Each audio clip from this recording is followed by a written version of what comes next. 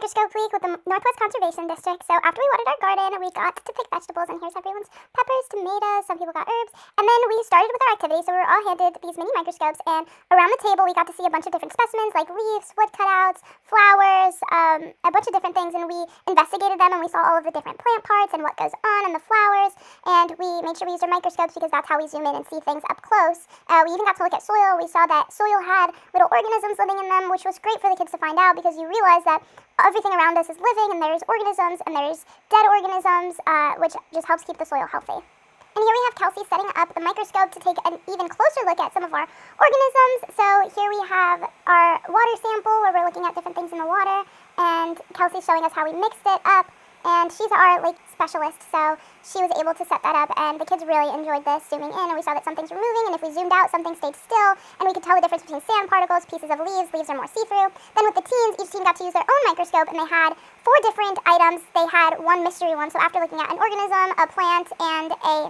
cell, they had a mystery one and had to figure out which one that one was. And here's Audra's telling us how we really differentiate all of them. Kelsey again used her microscope to show us some more things close up in the waters. This there she was trying to get some zooplankton to show us, and she was successful. So these things are very small and they move really fast, so it's hard to make sure we actually get them.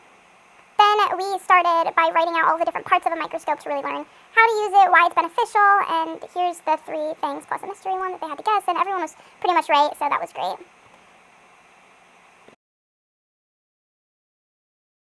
We also had some other work activity handouts, and there was some definitions and timelines of microscopes and when the first microscope was invented, which is actually a much longer time ago than you might think. And we ended with snack. Bye!